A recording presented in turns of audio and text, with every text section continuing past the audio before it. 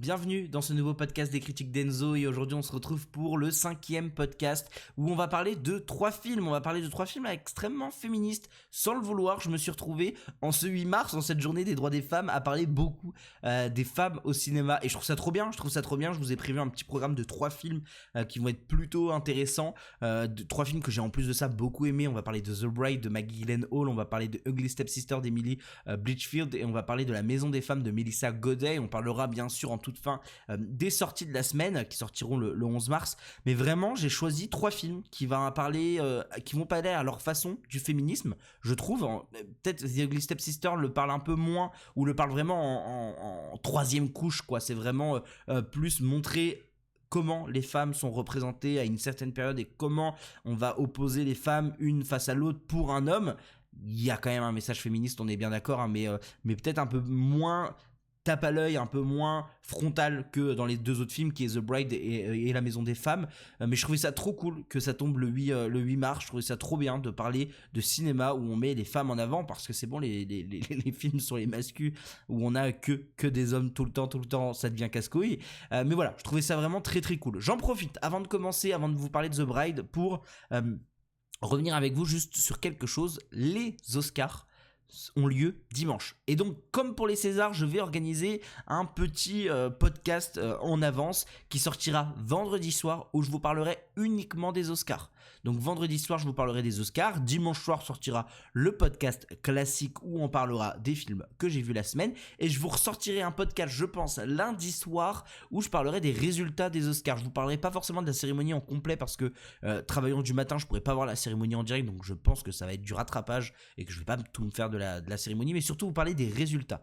J'ai plein de choses à dire, il y a plein de films que j'ai pas aimé cette année, je trouve que c'est une année en dents de scie, donc je pense que ça va être plutôt intéressant de vous parler de tout ça. J'en profite aussi, ma façon de produire, on va dire, ces podcasts ont un peu changé. Je m'excuse s'il y a un peu plus de loupé sur le micro, sur ma façon de parler, sur ma façon de m'exprimer. Je m'excuse, je sais que j'ai une façon de m'exprimer qui peut être un peu parfois compliquée à comprendre parce que je pars dans tous les sens. Je sais qu'en plus on va parler de The Bride qui est très compliqué pour moi. Je vais essayer de pas spoil, je vous préviens, je vous garantis rien, mais je vais essayer de pas spoil quand même. Donc voilà, c'était juste pour vous dire ça. Ma façon de produire a un peu changé, donc je m'excuse d'avance s'il y a des loupés de production qui risquent d'arriver, mais en vrai, normalement, on devrait être bon.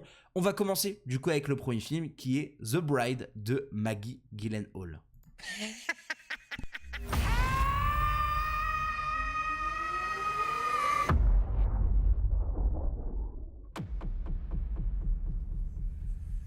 Est-ce que j'étais la même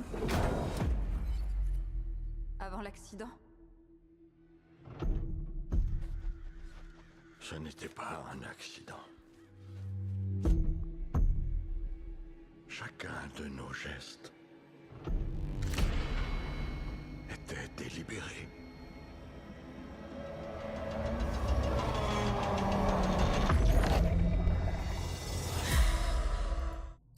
Parlons effectivement du nouveau film de Maggie Gyllenhaal, la sœur de Jack Gyllenhaal, pour ceux qui ne voient pas, qui a joué entre autres dans Batman. Je déteste ce que je viens de faire parce que je viens de réduire une femme à son frère. Alors d'habitude on fait ça avec les maris, mais je viens de le faire avec son frère machinalement. Voilà, exemple de ce qu'on ne veut plus voir de nos jours. Je le dis parce que c'est quelque chose qu'on fait trop souvent, réduire des femmes à un homme connu proche d'eux, alors que Maggie Gyllenhaal est une artiste à part entière, surtout quand on va parler de ce film qui est absolument génial. Et là je sais que les gens qui m'écoutent et qui n'ont pas aimé le film doivent déjà s'arracher les oreilles. J'ai trouvé ce film vraiment très bon. Seul bémol, il y a un problème de scénario. Il y a foncièrement un problème de scénario.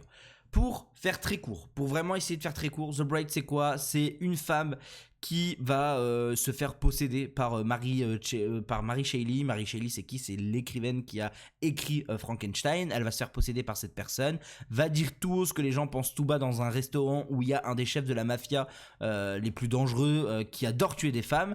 Elle va dire des choses féministe parce que Mary Shelley va être la conscience féministe de cette fille, et en fait ils vont l'amener à l'extérieur. Son mari va s'embrouiller avec, va la pousser volontairement, va la tuer. Féminicide pour commencer le film, trop bien. Non mais sincèrement c'est hyper important parce que ça veut déjà dire beaucoup de choses sur le film, ce féminicide qui arrive là dès le début. Je pense que ça annonce directement la couleur. On passe à autre chose. Frankenstein va voir une scientifique. Frankenstein, pourquoi Frankenstein? Parce qu'il a pris le nom de son père, qui est Frankenstein. Donc c'est pas le monstre de Frankenstein ou la créature de Frankenstein. Trop long à dire. Il va voir une scientifique et demande clairement à ne plus être seul, à trouver une femme et à faire vivre une morte pour que ça devienne sa femme. Et c'est hyper intéressant parce que on peut lire entre les lignes que clairement il a juste envie de Ken. On peut lire aussi entre les lignes que il veut une femme pour son rôle de femme, pas dans le sens femme la personne, mais pour son rôle de femme dévouée à un homme, et que déjà là il y a un problème au niveau du message. Je pense que là on est tous d'accord pour le dire, que au niveau, en tout cas au niveau du message, ou en tout cas au niveau de ce que Frankenstein fait circuler comme information, il veut une femme pour avoir une femme, quoi. Et ce qui rend un peu le côté objet à cette femme. Sauf que le film va prendre un contre-pied hyper intéressant, c'est qu'ils vont ressusciter cette femme là, donc celle qui a été tuée par son mari. Elle va se réveiller sans comprendre un peu ce qui se passe. On va lui dire qu'en fait elle a vécu un accident, que elle est remise que du coup elle a été remise à la vie, qu'elle a vécu un accident, mais qu'elle se souvient de plus rien. Ce qui permet à Frankenstein de se faire passer pour son mari. Et c'est là où encore c'est un peu délicat. Vous voyez, c'est un peu, on est en mode les hommes on souffle. Et en fait, il va se créer de tout ça une histoire d'amour entre les deux, une histoire réellement d'amour entre les deux, et va surtout se créer un espèce de Bonnie and Clyde dans cette même idée de road trip où ça va tuer des gens pour la cause du féminisme. Et ça va même créer un mouvement. Il va avoir un truc un peu à la Joker à la fin de Joker 1. Alors là, c'est un mouvement de mascu, donc c'est un peu moins intéressant, un peu plus grave. Là, c'est un vrai mouvement féministe qui va être hyper intéressant, du soulèvement des femmes dans les années 30. Très intéressant, vraiment très intéressant. Maintenant, il y a un problème de scénario sur le fait qu'on est sur un film qui parle de féminisme. Et là, c'est frontal, c'est premier plan. On te dit que c'est un film féministe. On a Mary Shelley qui s'occupe de faire cette conscience féministe à ce personnage de The Bride. Bon, déjà, ok. Déjà, voilà. Le problème, c'est qu'il y a une romance. Il y a une romance qui est mise sur le même plan, sauf que c'est une romance, c'est pas une romance salut ça va, oh je t'aime bien, bon bah vas-y on va tuer des gens ensemble pour le plaisir, pour la beauté du féminisme. Non, il y a quand même un mensonge très important dans cet amour là, dans cette histoire d'amour là, c'est qu'il lui dit qu'ils se connaissent d'avant, qu'en fait ils sont en couple d'avant. Et sauf que c'est pas le cas, ils se connaissent pas et il a juste ressuscité parce qu'il cherchait une femme. Donc il y a un vrai gros mensonge qui est hyper toxique. Et heureusement, ils vont pas sur le terrain. Enfin, pour moi, il y a toute une scène où elle montre clairement qu'elle a envie de Ken avec lui et que lui refuse. Heureusement, parce que là, on aurait été sur quelque chose d'encore plus grave. Et le problème, c'est que traiter ces deux histoires, donc la romance classique, je précise bien la romance classique parce que ce genre d'histoire de romance où il y a un mytho et qu'il faut pas que la femme l'apprend, c'est vraiment la base de la comédie romantique. Il y a une comédie romantique qui s'appelle Avignon qui est sortie l'année dernière dans le cinéma français. C'est toute cette base. C'est il y a un mensonge, faut pas qu'elle l'apprenne, faut pas qu'elle l'apprenne, faut pas qu'elle l'apprenne. Généralement, la finalité de ces histoires-là, c'est la personne se remet en question. La personne l'apprend, ils sont en bisbille, la personne se remet en question et il va s'excuser et voilà. Bon bah, sans spoil, on n'y échappe pas, hein, c'est la base de l'écriture de la comédie romantique, on n'y échappe pas. Le problème c'est que tout avant, pendant 2 heures de film, elle tue des mecs parce que c'est des gros connards, et là malheureusement bah, elle suit la logique des comédies romantiques, et t'es un peu en mode bah oui ok mais... Enfin abandonne-le au moins quoi. Et je vais pas rentrer plus dans les détails parce que j'ai pas envie de spoil, même si ça semble écrit cousu de fil blanc, parce que c'est vraiment la base de la comédie romantique, c'est cette idée-là, c'est ce truc-là, c'est un peu même la comédie dell'arte, hein, je crois, c'est un peu la base là, c'est la base d'écriture. Le problème, c'est que ça ne fonctionne pas. Tu ne peux pas avoir un message féministe tout le long de ton film pour à la fin accepter que l'homme que t'aimes est toxique et l'accepter et genre être en mode ok. Et même si je capte que c'est pas ce que le film souhaite, je comprends que ce n'est pas ce que le film souhaite, je comprends que là dans cette idée là le film ne souhaite pas dire c'est la fiancée de Frankenstein. Il y a tout un truc où je vais pas rentrer dans les détails, mais à la fin où on insiste sur le fait que ce n'est pas la fiancée de Frankenstein mais la fiancée juste tout court, c'est son prénom, genre c'est comme un prénom. Très intéressant, mais le problème c'est que ton dernier plan, enfin, dit tout l'inverse quoi. Moi j'aurais juste aimé qu'elle l'abandonne, que voilà, pour qu'il y ait juste un peu une logique. Maintenant c'est 10%, c'est 10% du film. À côté de ça, il y a des scènes féministes extrêmement intéressantes, dont une énorme tirade lors d'un bal qui est une des meilleures scènes du film, avec une Jessie Buckley incroyable, parce que je le dis haut et fort, Jessie Buckley est fantastique dans ce film. Dans Hamnet, elle est super, elle fait quelque chose d'un peu plus subtil, d'un peu plus intéressant, une vraie performance d'actrice pour les Oscars, hein, clairement. Là, elle est dans une performance surjouée, très caricaturale, mais ça marche, c'est hyper intéressant, c'est hyper frais, c'est trop bien. Enfin, moi, Jessie Buckley, c'est top 3 de mes actrices préférées à l'heure actuelle. Elle est fantastique. Christian Bale, pareil, très marrant, il joue un rôle un peu de bebeu parce que c'est con, mais Frankenstein est un peu con, et je trouve qu'il le fait extrêmement bien, ce qui rend la chose extrêmement marrante. Comme je vous ai dit, il y a des vraies scènes de féminisme qui marchent, qui sont vraiment, où t'as vraiment envie de crier à bas le patriarcat en plein dans le cinéma, parce que vraiment t'es en mode allez vas-y, t'es la meilleure.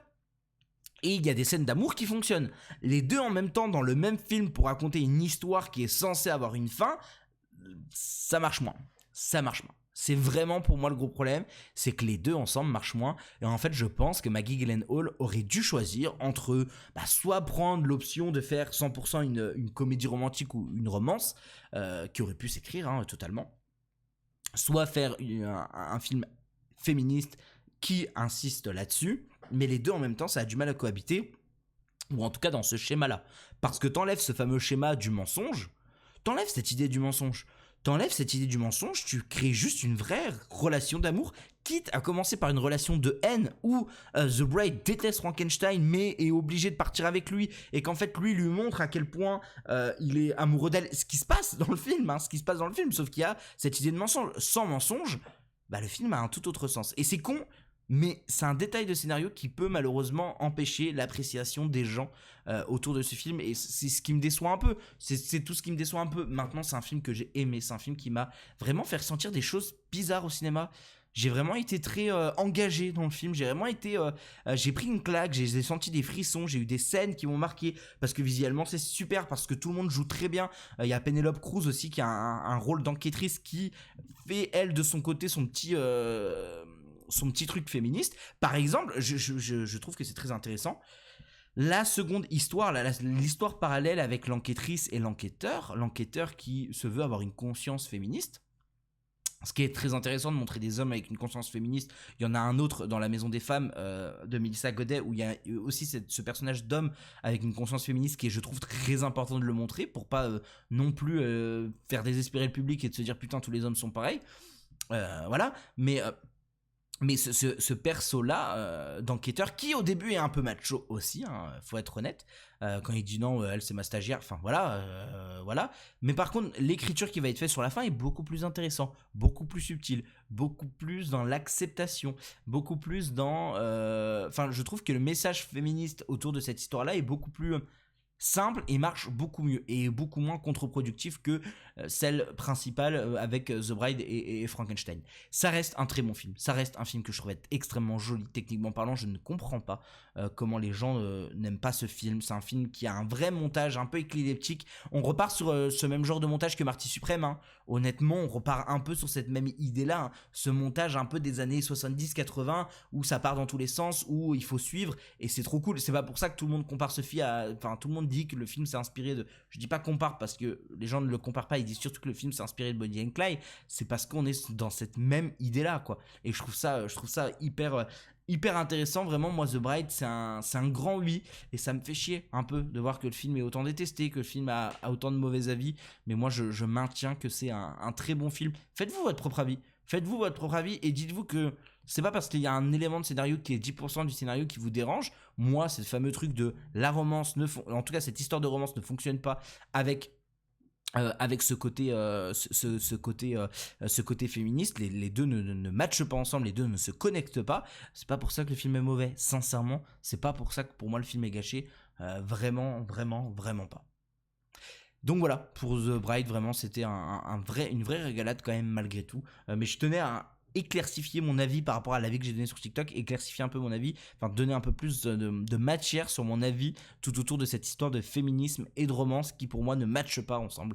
Donc voilà. Et du coup on va enchaîner avec directement avec The Ugly Stepsister d'Emily Bleachfield.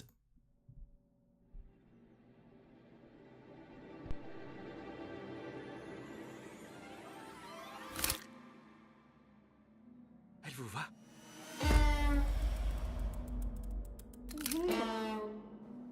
Votre nom? Elvira. En fait, c'est ma demi-sœur, voyez-vous. Et effectivement, on va parler de The Ugly Stepsister d'Emily Blythe. J'ai rattrapé ce film dans l'idée de préparer les Oscars. J'ai quasiment tout vu dans les films des Oscars, ou en tout cas dans les films principaux, hein, ceux qui vont être nommés et ceux qui m'intéressaient, pour être honnête aussi. Et The Ugly Stepsister faisait partie des derniers films que je n'avais pas vus. Film d'horreur vendu comme étant une relecture du conte de Cendrillon.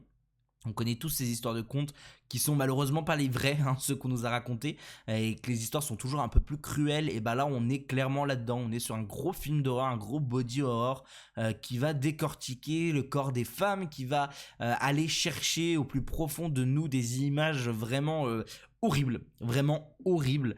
Et vraiment, j'ai beaucoup aimé The Ugly Stepsister. J'ai vraiment passé un excellent moment.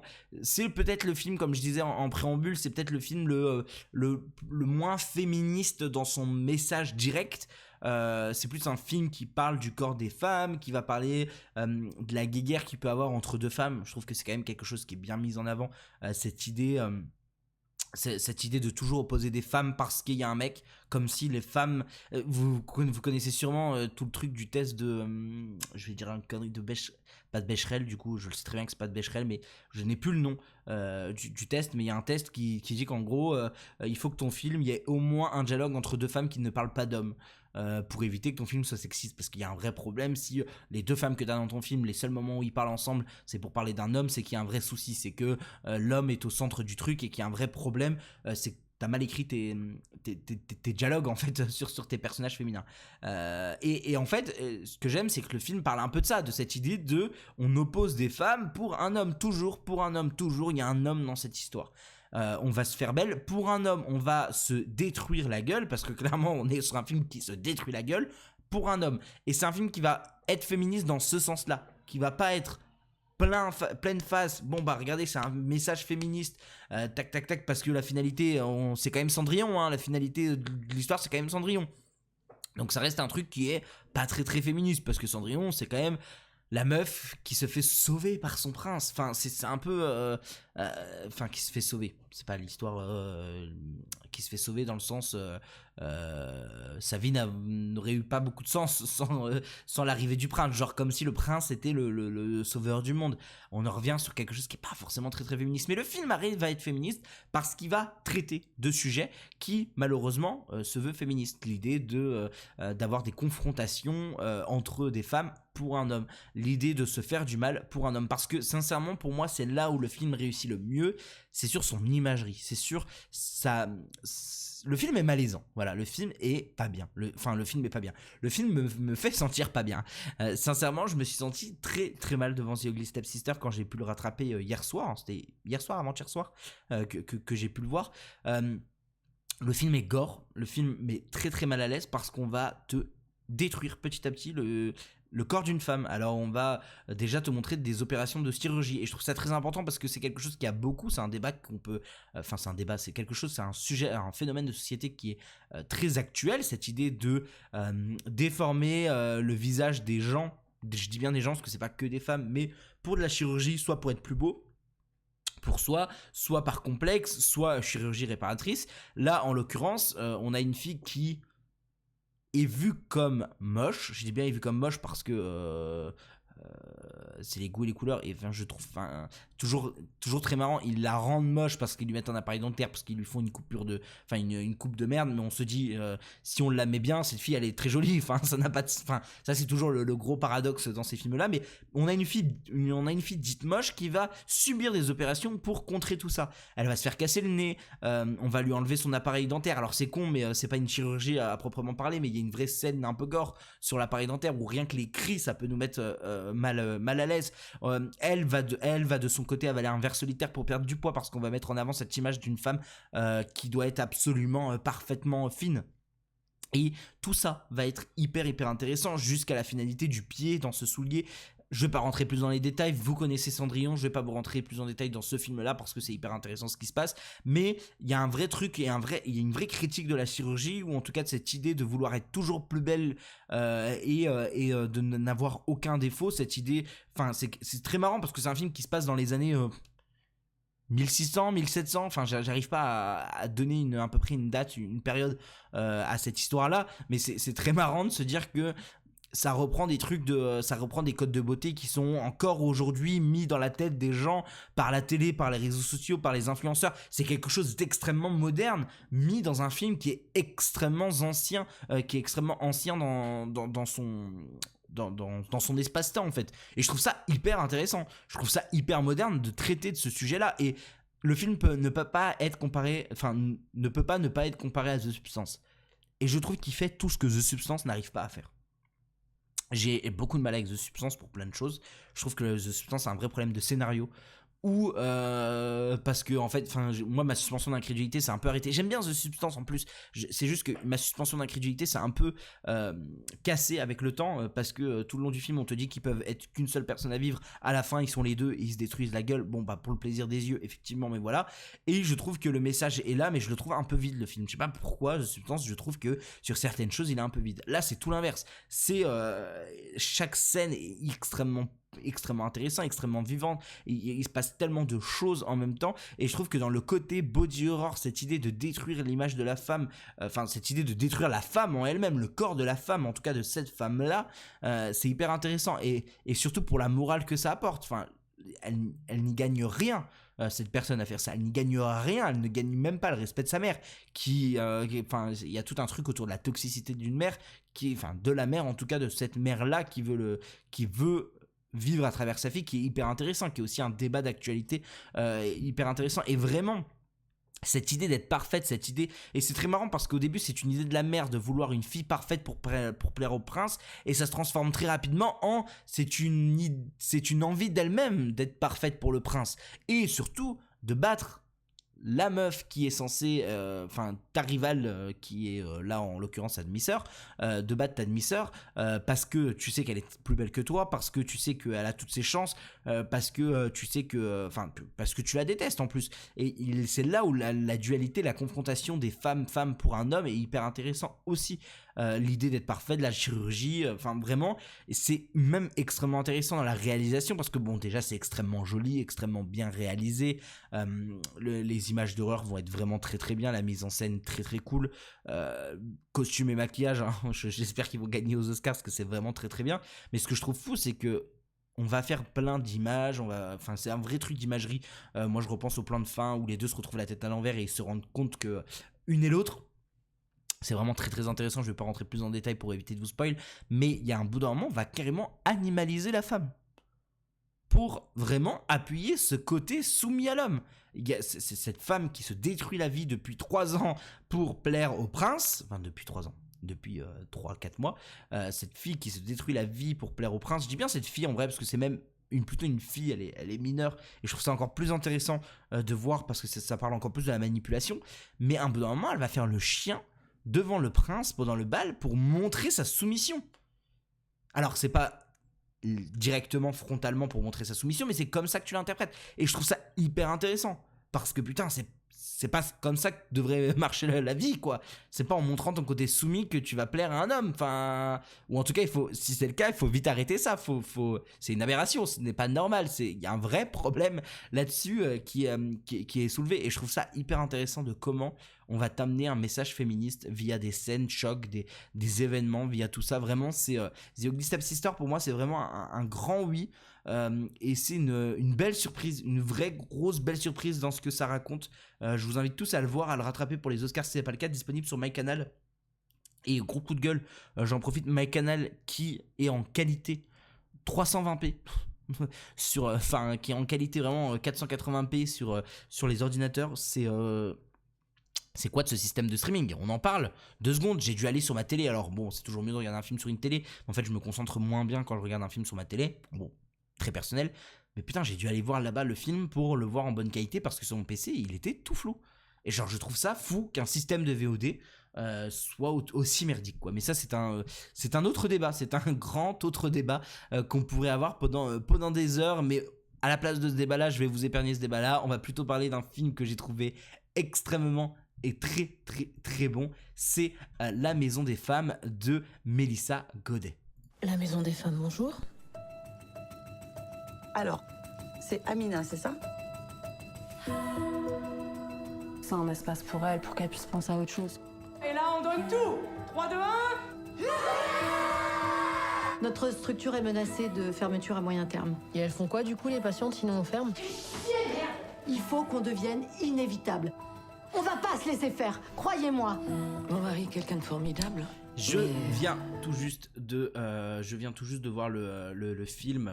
Comme je vous parlais des problèmes de production, c'est le cas qui vient de se passer, mais j'ai réussi à gérer ça. Je vous parlais à l'instant je vous disais que je venais de voir le film. Je sors du film, il y a très très peu de temps. C'était génial. C'était absolument génial. C'est un peu spécial parce que la sensation que j'ai eue en sortant du film était très très forte. De quoi parle La Maison des Femmes? On va essayer de revenir au principal. C'est un peu compliqué pour moi de vous parler de ce film parce que je l'ai vraiment trouvé extrêmement fort. Il m'a vraiment extrêmement perturbé. Mais j'avais très envie de vous en parler. La Maison des Femmes, ça parle de quoi? Ça parle d'une histoire vraie, ou en tout cas d'une base qui est vraie, qui est cette Maison des Femmes qui a été créée en Seine-Saint-Denis pour s'occuper des femmes violées, battues, des femmes qui malheureusement ont eu des soucis dans leur pays. Il y a beaucoup... ça parle beaucoup de quelque chose dont j'ignorais totalement l'existence, qui est la mutilation des sexes. J'ai appris pendant ce film que dans certains pays, on mutilait le sexe de la femme. Et je trouve ça aberrant, mais enfin, ça ce n'est pas le sujet, mais je trouve ça assez fou. Et on va suivre cette histoire-là. C'est à mi-chemin entre Je verrai toujours vos visages et Police, qui sont deux films que j'aime énormément. Je préfère peut-être Police à Je verrai toujours vos visages. Mais vraiment, on est à mi-chemin entre les deux. Mais là, on va parler des femmes, on va parler de ce qu'ils endurent, de leur vie, de leur complexité. Et c'est absolument génial. C'est absolument génial parce qu'on a des personnages vraiment très très très très très très bons, des actrices incroyables, vraiment, genre je le dis haut et fort, mais Karine Viard est une actrice que j'aime énormément, et tout le reste du casting. Je pense à Laetitia Doche qui est trop trop chouette dans le film, je pense à Oulaya Amamra, je crois que c'est son nom de famille, qui est génialissime dans le film. S'il y a bien une personne qui doit choper un second rôle l'année prochaine, au César de l'année prochaine, c'est elle. Oulaya Amara, elle est folle, elle est vraiment géniale dans ce film. Et vraiment, c'est un film qui m'a extrêmement plu parce que c'est ce qu'on sait faire de mieux en France, en fait. C'est ce qu'on sait faire de mieux en France. Du cinéma social, du cinéma avec beaucoup, beaucoup d'envie, du cinéma qui, en plus de ça, est très, très bien filmé. Parce que c'est bien beau de faire du cinéma social, mais généralement, on peut avoir des idées de réalisation qui tombent à l'eau. Par exemple, moi j'aime beaucoup Police aussi pour sa réalisation, pour sa façon de mettre en avant ce qu'on est en train de vivre, sa façon d'avoir ce côté un peu documentaire, de suivre Mai Wen dans sa vie, dans sa vie de photographe qui accompagne la brigade des mineurs. Ici on se retrouve un peu dans ce même procédé où on va accompagner ces femmes, ces héroïnes, il faut le dire haut et fort. On va accompagner ces héroïnes dans leur quotidien, dans leur envie d'aider d'autres femmes, dans cette envie de sauver la Maison des Femmes, parce que la Maison des Femmes est en péril dans le film. Elle est à deux doigts de fermer parce qu'il n'y a plus de thunes et que l'État ne donne plus de thunes. C'est un film qui dénonce vraiment l'idée de l'État de donner de la thune plutôt à la défense que dans ce service-là, qui est extrêmement extrêmement important. Donc on va vraiment suivre une Karine Viard par exemple qui va essayer par tous les moyens de choper d'autres financements, et c'est hyper intéressant de voir comment je vais faire attention aux termes que j'utilise, mais comment on commercialise le malheur des gens, et c'est pas dans le sens négatif du terme, c'est dans le sens comment malheureusement on est obligé de créer, il y a tout un dialogue là-dessus, comment on est obligé de créer une image de marque, comment on est obligé de créer un storytelling pour avoir des subventions, pour avoir des... Et je trouve ça hyper intéressant de comment c'est abordé, de comment c'est dit. J'adore les persos masculins. Les persos masculins qui vont être déconstruits, qui vont aussi même des fois avoir des réflexions un peu compliquées, et on va leur remettre dans la tête, mec, là ce que tu viens de dire ça se fait pas, ça se dit pas. Et je trouve ça hyper intéressant parce que tout le long c'est le cas. Voilà, parlons clairement, c'est un film où j'ai chialé de A à Z pendant les 1h50. Je n'ai pas arrêté de chialer parce que c'est des situations horribles, c'est des actrices secondaires, je pourrais pas tous les citer, mais les actrices secondaires sont absolument folle. Voilà, enfin, vraiment, c'est assez fou ce qu'ils nous proposent dans leur petit rôle de femmes meurtries par la vie. Et il y a des vrais sujets, il y a une façon d'écrire, il y a un montage qui est extrêmement dense, il y a un scénario qui tient de A à Z avec un personnage de Laetitia Doche qui va être un peu plus... Enfin, on va s'intéresser un peu plus au perso de Laetitia Doche sur certaines choses, sur sa relation avec son fils, sur sa relation avec son mari, sur comment elle le vit, comment elle le remet, enfin quel est le parallèle avec son travail, et c'est extrêmement intéressant. Enfin sincèrement, vous devez aller voir ce film sans faire exprès, je l'ai vu le 8 mars, et en fait c'est d'une importance folle de voir ce film, c'est pour ça qu'il est sorti là, hein, bien sûr, et je trouve qu'il y a des images, il y a en plus un petit discours queer à certains moments que je trouvais très cool, c'est très léger, mais hop on met un peu de queer là-dedans, fait toujours plaisir. On a une finalité de film qui est grandiose. Enfin, je rentrerai pas plus dans le détail, mais ça m'a fait chialer de toutes mes forces, tellement c'était fort, tellement que c'était intelligent dans la façon de raconter les choses. Le personnage pareil de Wilaya Amamra est hyper intéressant dans sa construction, dans son histoire avec sa mère. Je rentrerai pas plus dans les détails pour éviter n'importe quel spoil. C'est très léger, mais c'est hyper intéressant. La Maison des Femmes, c'est trop bien. Enfin, vraiment, le cinéma français est exceptionnel. Les actrices françaises est exceptionnelles. Et du coup, ça me fait juste penser à un truc. Il y a une de Télérama qui a fait qui a fait le tour de la France il y a pas très longtemps là. Cette une de Télérama où on dit toujours les mêmes. Mais putain, c'est la nouvelle génération, elle est là. Le casting oui, c'est effectivement il y a un truc où on peut avoir toujours les mêmes, on peut toujours avoir Pierre Ninet, ce qui est en vrai faux parce qu'il a fait 2 films depuis 2 ans. C'est juste que effectivement c'est ceux qui sont plus mis en avant. Mais putain, on a une génération d'acteurs, actrices assez fou.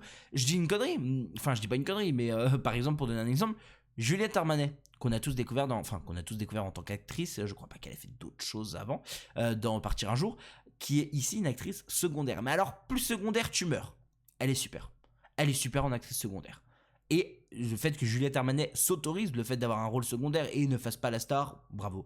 Laetitia Doche est fantastique, comme je vous l'ai dit. On a aussi Ace Edara, pareil, j'ai pas envie d'écorcher les noms, mais qui joue un perso vraiment très très bon. Tout est vraiment génial, tout est vraiment extrêmement fort, extrêmement joli. Je dois le dire, hein, il y a beaucoup de scènes de piscine. J'adore quand ça filme la piscine parce que c'est le moment de dire hop, tenez, je vous donne des petites belles images à vous mettre sous la dent parce que c'est ça aussi le cinéma français et c'est très très joli.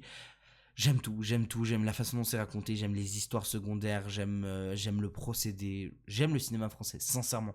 J'ai vu Couture il y a quelques semaines que j'avais adoré, je le redis encore une fois, j'aime le cinéma français et le cinéma français est grand, le cinéma français est vraiment très très grand et je pense que beaucoup de gens l'oublient. Et la Maison des Femmes qui est encore assez flou dans ma tête parce que comme je vous l'ai dit, je viens de le voir là, m'a rappelé tout ça et vraiment j'ai très très hâte que les gens voient la Maison des Femmes parce que malheureusement il y a très peu eu d'entrées je crois en début de semaine et j'ai très très hâte que les gens avec le bouche à oreille se déplacent voir la Maison des Femmes parce que c'est extrêmement bon. Vraiment merci Mélissa Godet pour ce film, merci aux actrices pour ce film. C'est important, c'est fort, c'est grandiose, vraiment c'est du très très grand cinéma français. Et pour terminer ce podcast, on va parler ensemble des sorties de la semaine. Parce qu'il faut quand même parler des sorties de la semaine qui aura lieu le 11 mars. Et là, on change totalement de registre. On aura Les Cadors, dont je vous ai déjà parlé. Nouveau film de Jérémy Ferrari, dont je vous invite fortement à aller voir en salle. C'est vraiment très très bien. Ça a été une grosse surprise en termes d'humour. C'est vraiment très très marrant. Ça marche très très bien. Vraiment, Les Cadors, je vous encourage. Très très belle performance de Jérémy Ferrari pour son premier film. On a aussi un nouveau film de Mona Fastvold qui est Le Testament d'Anne Lee. J'ai pu voir des personnes que je suis sur les Letterboxd qui ont pu le voir et qui ont dit que c'était plutôt très très bien. Ça parle d'une secte, d'une gourou. J'ai très très hâte de voir ça aussi en espérant que ce soit diffusé dans mon cinéma. Et on a aussi un film sur le tennis, si je me trompe pas, qui est Il Maestro de Andrea Di Stefano, film italien, si je me trompe pas, film italien, espagnol, italien, hein, et je dis pas de bêtises, je pense, en disant que c'est italien, qui m'intéresse énormément. Je fais que de voir la bande-annonce, ça a l'air d'être super, tout le monde a l'air de super bien jouer, enfin vraiment ça a l'air d'être trop cool. Je sais pas de quoi je vous parlerai la semaine prochaine. c'est un peu là pour le coup je suis un peu est-ce que je vais rattraper des choses? Est-ce que je vais pouvoir avoir le testament d'Anne-Lee ou Il Mastro? Je sais pas. Je pense que je vais rattraper. Alter Ego entre autres. Je pense que je vais rattraper aucun autre choix. On m'a confirmé que dans mon cinéma il serait pas. Donc on va trouver d'autres moyens de le voir. Mais je crois que je vais regarder aucun autre choix.